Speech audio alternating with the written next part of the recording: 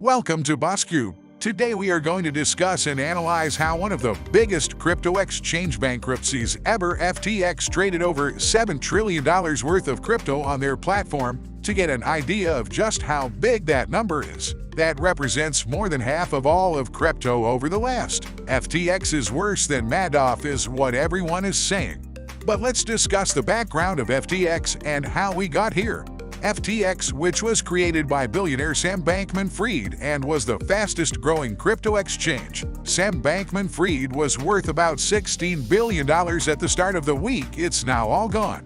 FTX was a well-known name in the crypto space. They spent ridiculous money on advertising and endorsements. Last year, FTX bought the naming rights for the Miami Heat Arena for 19 years for $135 million. They spent large amounts of money on huge deals with some of the biggest athletes in the world, including Tom Brady and Steph Curry, in partnerships with sports teams like the Golden State Warriors. Being a fast-growing exchange, they also had competitors.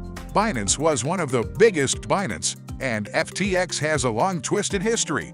This whole drama started when crypto analysts saw someone move $23 million worth approximately $530 million to a Binance exchange wallet on November 5th. This is normally what a person or organization does right before they sell and is a sign of coming liquidation. The next day, November 6th, the owner of Binance tweeted, due to recent revelations that have come to light, Binance would sell its holding of FTX tokens. Its position was thought to be around 5% of the total, worth around $580 million before the currency crashed. The owner of Binance later confirmed that it was he who transferred this money because he was planning to sell because he wanted to avoid taking a huge loss if the token price plummeted. This admission, with good reason, tanked the price of FTX tokens. In response, Bankman-Fried, the owner of FTX, and said that FTX's sister company Alameda Research would buy up all tokens being sold, and their balance sheet was strong, which slightly stabilized the prices. Bankman-Fried owns both Alameda Research and FTX. They are different legal entities, but they all belong to the same person. Later, a document was shared on CoinDesk.com about Alameda's research balance sheet. That's a lot, but the strange part is that more than half of that balance was in their token, and they use that value to take out cash and other crypto loans tax-free. That's like Chuck E. Cheese going into a bank and using the value of their in-house game tickets. Kids win and buy stuff as collateral to take out loans. Shady stuff.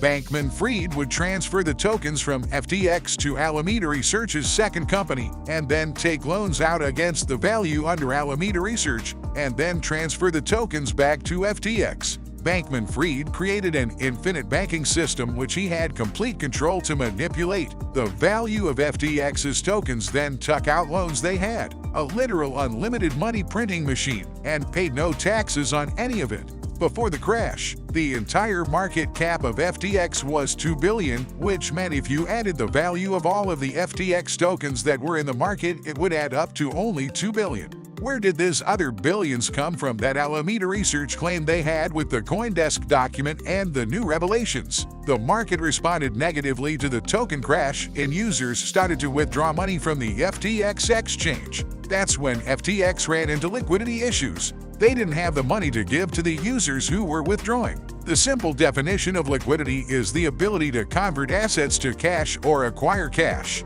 The easily it is the liquidity and asset has now back to the FTX drama. On November 8th, Binance sent a letter of intent to buy FTX and to bail them out of trouble. Binance then discovered the unlimited money printing machine and saw that Bankman-Fried was never worth $16 billion as was thought, and FTX wasn't worth the $32 billion that was reported. Let us give you an example of how this worth was fake. Let's say we printed up 1 million Armando dollars with my face on it, and we sold one to one of our friends for $10 because we sold one for $10. The remaining 999 are worth $10 each, adding almost $10 million to our net worth. Now we know this isn't true because we couldn't sell the others for $10 each, is exactly how Bankman-Fried and FTX's net worth was calculated. So we see the headlines that Bankman-Fried lost 94% of his net worth are not completely accurate because it never existed in the first place.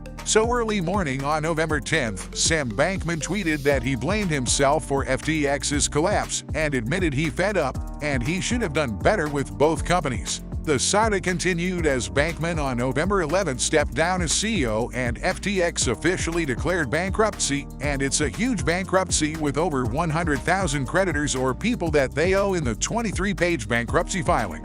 FTX says they have between $10 billion to $50 billion in assets, but liabilities are also in the range of $10 billion to $50 billion, which is about the same size as Enron's bankruptcies. This is a company that went from $32 billion valuations to bankruptcy in just days. Many crypto exchanges, including BlockFi, immediately suspended withdrawals of FTX in response to this news, making the situation worse, with many analysts valuing the token at zero. Then, as a dagger to the already worsening situation, the story gets worse on November 11th. A new CoinDesk report reveals that FTX, which is based in the Bahamas, is run by Bankman-Fried in his inner circle, who ran both FTX and Alameda Research as roommates who shared a luxury penthouse and were all dating each other, and God knows what else, running both operations like a frat house with unlimited money. And there you have it. If you enjoyed this video, we invite you to subscribe to our channel. Thanks for watching, and we'll see you in the next video.